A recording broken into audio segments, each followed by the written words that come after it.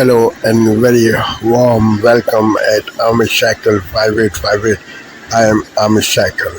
Following news have been reported by American, European, Asian, African, Australian news channels and the news agencies. So please, let's go to the headlines. Breaking news as we come on the air, the mid-air scare minutes after takeoff. The Southwest pilot evasive action, avoid colliding with severe storms in the Northeast and heat alerts for more than 130 million. Texas first terrifying moments on board Southwest flight from Los Angeles to Las Vegas. The pilot taking sudden action, dropping nearly 500 feet to avert a mid-air crash with a military jet. Passengers screaming, one saying they were shaken to the core. Dangerous storms rolling over New York City and the Northeast. Thunderstorms, flash flood alerts, and winds up to 70. Washington was terrifying moment on board a Southwest from Las Vegas. The pilot taking sudden action, dropping nearly 500 feet to avert a mid-air crash with a military jet. Passengers screaming, one saying they were shaken to the core.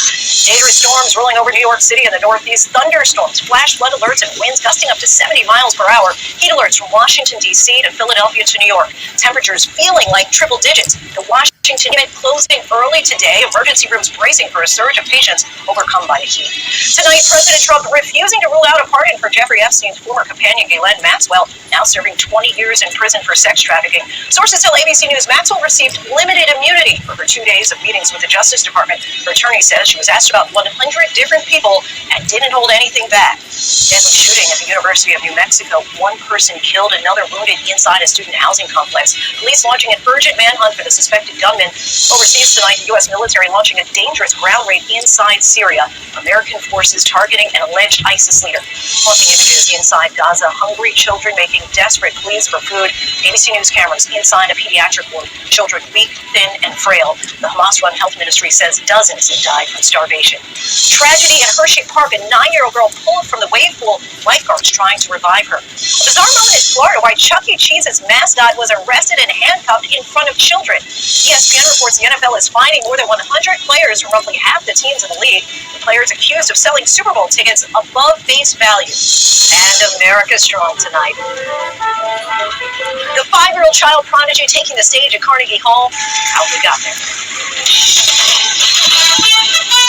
From ABC News World Headquarters in New York, this is World News Tonight. So, former Biden Chief of Staff Ron Klain getting candid with the GOP lawmakers investigating what insiders knew about Biden's cognitive decline. Klain told them Biden appeared tired and ill at that fateful debate, but they never saw him take Ambien like Hunter Biden claimed. Klain also revealed that Hillary Clinton top advisor Jake Sullivan sounded the alarm on Biden's political viability months before he dropped out. Fox News contributor and GW law professor Jonathan Turley Johnson now. Okay, so part of this is, palace intrigue and all that, knowing the backstory there. But from a criminal standpoint, what can they be held liable for? Well, in terms of the president's conduct, there's really nothing criminal there except for possible lying to federal officials or acts of perjury. So the greatest threat to many of these former officials is that they are going to give false information or misleading information to Congress. That's probably the reason why some of them have pled the fifth. But in terms of the president himself, he's not likely, obviously, facing criminal conduct over his deteriorated state. Also, in terms of White House officials lying about his lack of capacity, that's also not necessarily a crime. It's only when they give false information to Congress, when they give false testimony, that they're looking at a serious potential charge. So, Professor, I want to get your take on another story, and that's the Epstein files. And it looks like the administration is taking this very serious. When you send the Deputy Attorney General to interview Ghislaine Maxwell, I think they want full control of this. This is what her brother is saying in a statement. She will be putting before a court material new evidence that was not available to the defense at her 2021 trial, which would have had a significant impact on its outcome. Is she going to get something in return? I mean, there's really no motivation to talk with the feds unless she gets some type of deal. What could that deal be? Right, Lawrence, that's really the key question here. There is a thing called a 5K 1.1 motion that the Justice Department can file for cooperation to reduce a sentence. That's usually when someone is a key witness in the prosecution of a third party. The defense can also go to a court and ask for a reduction based on new evidence, but we haven't seen that. She was convicted and given 20 years. And so the question is, if there's something there, why haven't they revealed it so far? Three workers free this Friday night. In good spirits, it was just, winning hockey game. The heavy-duty machinery that helped rescue the men trapped underground for days. Endless tragedy inside a war-torn Gaza hospital. The overwhelmed staff, desperate patients, and the Canadian doctor on the front lines. The mother had been shot in the head the night before and did not survive. As Canada's Prime Minister criticizes Israel. Dissecting the decision at the Hockey Canada trial. Why sex assault cases often don't end with convictions. Plus, knocking it out of the park. We're gritty as hell. How the Toronto Blue Jays are on their way to having their best regular season. National. Reporting tonight, Carolyn Jarvis. Good evening and thanks for joining us. The three workers who spent 60 hours trapped deep underground a BC mine have been reunited with their families. Rescuers used drones and a remote-controlled scoop to reach the men late last night. The company they worked for released this image of the workers this afternoon. The three men in the middle emerged from the Red Chris mine safe and unharmed. Certainly when the rescue team announced to us, we've got all three of them, they're in good spirits. I mean, goosebumps as I say it, happiness but more happiness for them. The rescue was meticulously coordinated, and company officials say the three men did everything right to ensure their survival. Our Neesu Garcha was at the mine today and has more on the rescue. Neesu. Carolyn, there is such a sense of relief in this part of northern BC. After more than 60 hours trapped underground, all three workers are safe. And with the rescue now complete, the focus is turning to what went wrong deep beneath Red Chris Mine. This is the rugged terrain and dense wilderness that sits atop what the British Columbia government calls one of the largest and highest quality copper and gold deposits. And now a tense rescue mission beneath that landscape has come to a successful close. When the approach from the first responder said, we've got them, they're in good spirits, it was just, winning hockey game. So we were just overwhelmed. Just before 11 p.m. Thursday, Darian Maduke, a driller's helper from BC, Kevin Coombs, a driller from Ontario, and fellow driller Jesse Chubati from Manitoba were brought safely to the surface after spending 2 nights trapped underground in Red Chris Mine. Chubati. France 24, your first choice for news. Good morning, welcome to Daybreak on France 24. My name is Peter O'Brien. These are the headlines. Tens of thousands flee the deadliest combat between Cambodia and Thailand for 15 years. Ceasefire talks on Gaza are up in the air as protests around the world condemn the starvation. And it's tea time for Trump. The US president has gone golfing in Scotland, doing his best to escape Epstein allegations.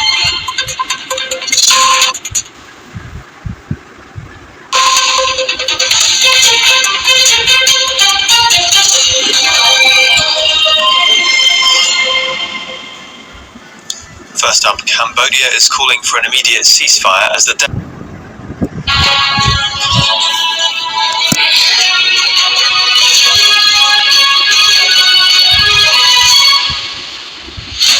Hello, watching Sky News, Andy Qureshi. Here are the headlines at 5 a.m. Touchdown, Donald Trump arrives in Scotland ahead of a 4-day visit. Appraises the Prime Minister he will meet. I like your Prime Minister. He's slightly more liberal than I am, as you've probably heard, but he's a good man. He got a trade deal done. The US President, though, criticises his French counterpart into immigration into Europe. Also, pressure on the Prime Minister to recognise a Palestinian state as more than a third of MPs signed an open letter. The resident doctors out on strike, criticised by the Health Secretary for what he calls their reckless action. They are all victims. The mother of a teenage boy knifed to death on her son and the boys who killed him. Plus, I hope we can put an incredible performance on the pitch again on Sunday, and I hope that will bring us the win. One game from glory. We speak to England's coach ahead of the Euros final. Hello, good to see you on this Saturday. Donald Trump has... This is W News. News live from Berlin. Cambodia calls for a ceasefire after Thailand signals it's open to a truce. Both sides say they're open to talks, but clashes have continued for a third day. The violence over a disputed border region has forced more than 100,000 people to flee. Also coming up, the United Nations says nearly 1 in 3 people in Gaza are going days without food. Officials say unless more aid enters the territory, nearly 500,000 people will face catastrophic hunger by September.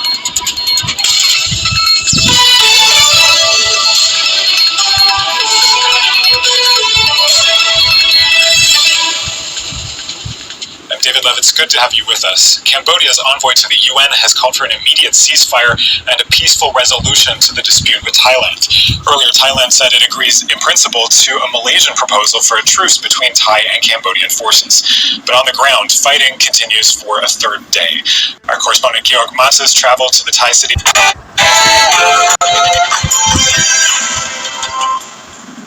Good morning. President Trump has landed in Scotland with a warning. Act now, as immigration, he says, is killing Europe. Yeah, he begins a 4-day visit touring his golf clubs and holding high-level meetings. Well, our very own Bev Turner was travelling with him and got some exclusives. I've had a crazy but memorable day accompanying Donald Trump on his journey from Washington on Air Force One. I have to tell you so much. And while in Scotland, the President is set to meet the Scottish First Minister and our Prime Minister, with trade at the top of that agenda. I like your Prime Minister. He's slightly more liberal than I am, as you probably heard, but he's a good man. He got a trade deal done. But on Europe and immigration, President Trump warned us to act now. On immigration, you better get your act together. You're not going to have Europe anymore. You got to get your act together. Meanwhile, Sir Keir Starmer rejects calls to immediately recognise a Palestinian state, despite pressure from over 200 MPs. The resident doctors' strike is starting its second day as they call for a 29% pay increase. And the annual gathering for people passionate about countryside pursuits and the great British countryside, a celebration of rural life and the beauty of British landscape. The game there takes place today, and our reporter Jack Carlson will be there. And pubs are granted the right to late night opening so fans can cheer on the Lionesses in tomorrow's European Championship final. And is here, and there's a bit of everything in today's weather forecast. Some rain, some showers, but also some warm sunshine. Full details coming up soon. Just gone 6 o'clock, I'm Stephen Dixon. And I'm Dawn Neeson, and this is GB News Breakfast.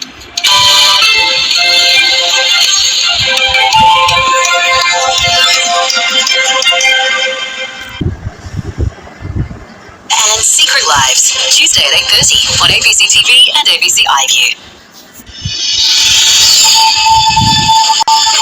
Today, 1 in 3 Gazans are without food, as Israel and the United States pull out of ceasefire talks. This is not just a humanitarian crisis, it's a moral crisis that challenges the global conscience.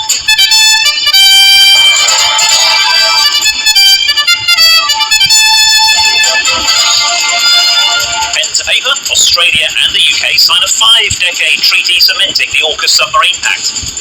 Thailand declares martial law at the border with Cambodia amid confusion over ceasefire proposals. And US President Donald Trump touches down in Scotland for Gulf diplomacy.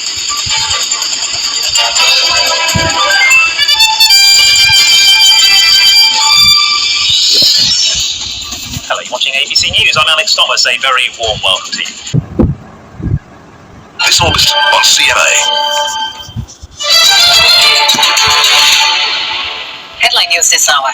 Crowds are gathering in the Malaysian capital of Kuala Lumpur, and police are stepping up security ahead of a rally calling for Prime Minister Anwar Ibrahim to step down. Police expect thousands to show up and have mobilized more than 2,000 officers and personnel for crowd control in what could be the largest protest in nearly a decade against a sitting leader in the country. Well, the rally is reportedly organized by opposition coalition Perikatan Nasional to push for Mr. Anwar's resignation.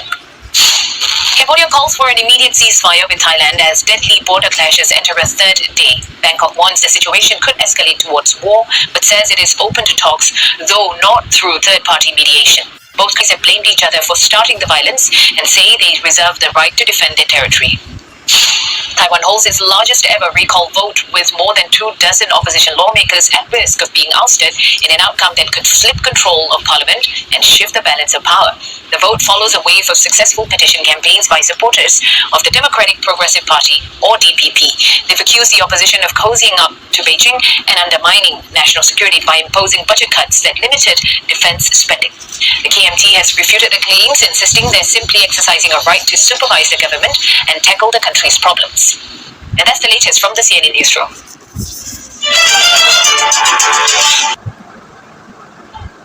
This is Asia Now. Good afternoon. It's 12 p.m. in Singapore and Hong Kong, 9:30 in New Delhi and 11 in Jakarta. I'm Alekia Silveraji. Your headlines this hour. Cambodia calls for an immediate ceasefire with Thailand as deadly border clashes enter a third day.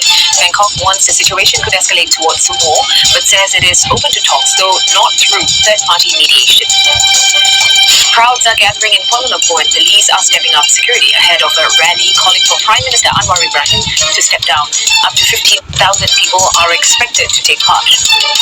Taiwan holds its largest ever recall vote, with more than 24 opposition lawmakers at risk of being ousted in an outcome that could flip control of parliament and shift the balance of power.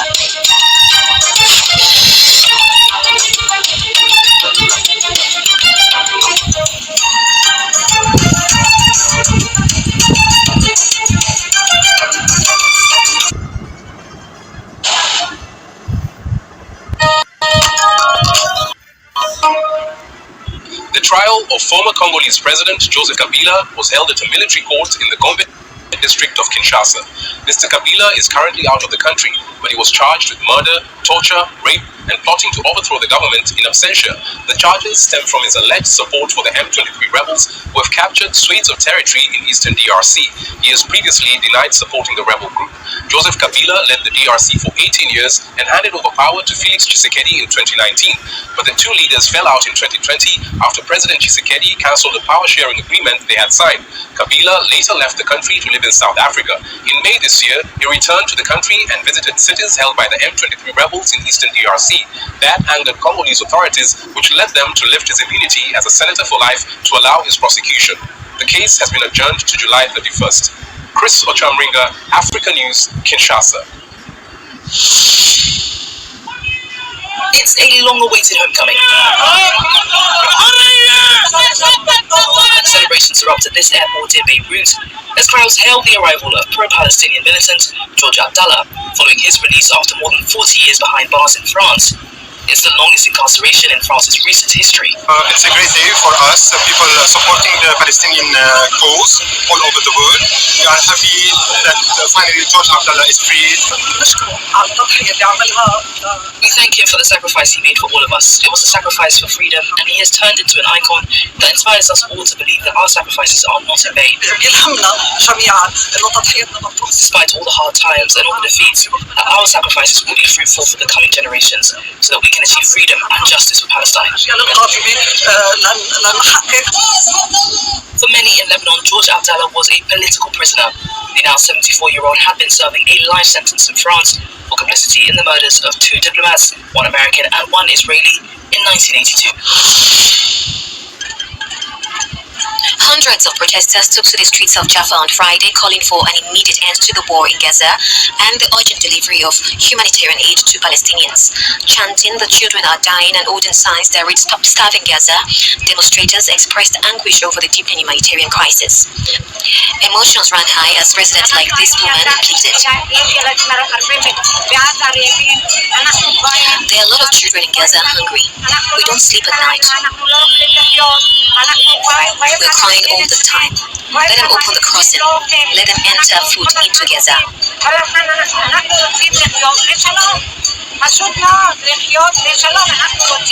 This is not acceptable to reason, logic, or even human nature. 650,000 children in Gaza are dying of hunger. Today, we stand to say no to this injustice. The protest comes as ceasefire talks between Israel and Hamas are set to resume next week, despite ongoing diplomatic setbacks. Human rights groups and charities have warned of a looming famine, criticizing Israel's new aid delivery restriction and warning that even humanitarian staff can't access enough food.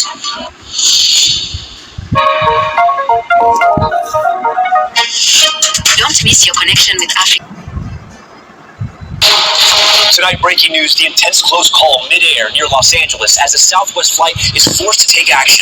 The jet taking off and hit with 2 traffic alerts, having to make sudden maneuvers. Passengers saying it felt like a free fall as some were thrown into the ceiling. 2 flight attendants injured. It comes in a week of aviation close calls. Tom Costello with the late breaking news tonight. Ghislaine Maxwell questioned for a second day by a top Justice Department lawyer. What her attorney says she was questioned about. So will she get a pardon for cooperating? What President Trump said when he was asked that very question. The manhunt in New Mexico after a deadly shooting shuts down a college campus during student orientation. Chicago underwater. The late summer storms swamping the south side. Cars flooded. The geysers shooting out of the sidewalks. The mounting travel mess as thousands of delays pile up. As much of the country bakes, 115 million facing heat alerts today. Cosmetic surgery chains exploding across the U.S. Our team digging through hundreds of lawsuits. The patient who says she felt like she was skinned alive after being kept awake during surgery. What the company says about her doctor, an OBGYN surgeon, not a plastic surgeon. And happily ever after, clutching a mop and wearing scrubs, a member of the hospital cleaning staff gets the surprise of a lifetime just before her wedding. We'll show you why this 62-year-old is now going viral. Nightly News starts right now. This is NBC Nightly News with Tom Yamas. I'm allowed to do it. But will the president pardon Epstein's former partner in crime? It's something I haven't thought about. Ghislaine Maxwell has, Miss Maxwell would welcome any relief. as she has another meeting with the Deputy Attorney General. From CBS News headquarters in New York, this is the CBS Evening News. Good evening, I'm John Dickerson. Maurice Dubois is off. Jeffrey Epstein and his associate, Ghislaine Maxwell, were convicted of child sex-related charges. Epstein is dead. Maxwell's in prison, and her attorney made it clear today she wants out. A pardon. President Trump said he hadn't thought about it, and then flew off to Scotland, where he added he didn't want to talk about it. But his Deputy Attorney General and former personal attorney did talk about something with Maxwell today. They met for a second time in Florida, and Maxwell's attorney says they talked about every possible thing you could imagine. The Justice Department is under growing pressure to put out more about Epstein's crimes as curiosity grows about who else may have been involved. Mr. Trump and Epstein were friends for years until they had a falling out. The president wishes everyone would stop talking about it, but Scott McFarlane in Washington, that is not likely. Yeah, John, the week ends with the president still being hounded by the case of Jeffrey Epstein. It wasn't clear after a second day of meetings. Good evening, I'm Jeff Bennett. Amna Navaz is away. On the NewsHour tonight, the politics behind the $8 billion Paramount Skydance merger just approved by the FCC. The president signs an executive order to combat homelessness by making it easier to forcibly put people in mental health facilities. And controversial private companies that run immigration detention centers could soon cash in on a windfall from Republicans' new spending plan and the Trump administration's goal of boosting deportations. In terms of what the administration has publicly emphasized and prioritized, we have not seen any meaningful new safeguards aimed at preventing abuse.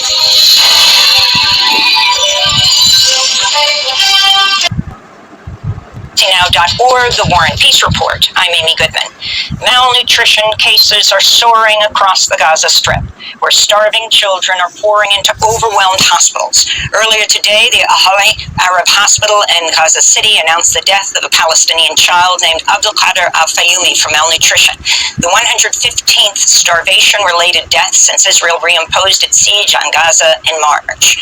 Israeli attacks across Gaza killed at least 62 Palestinians Thursday, 19 of them while they were trying to collect food from militarized aid sites run by the shadowy U.S.-Israeli-backed so-called Gaza Humanitarian Foundation, or GHF.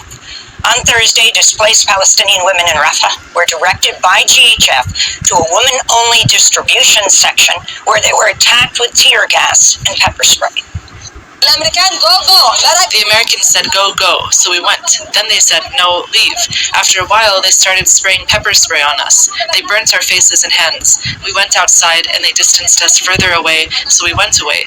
5 minutes later, they started throwing tear gas. We were suffocating because of the gas. Then they called on the tank from a distance. They called on the microphone for the tank to come, and the quadcopter.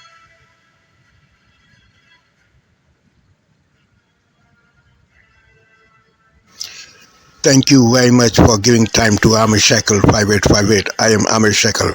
Have a good life. Bye-bye.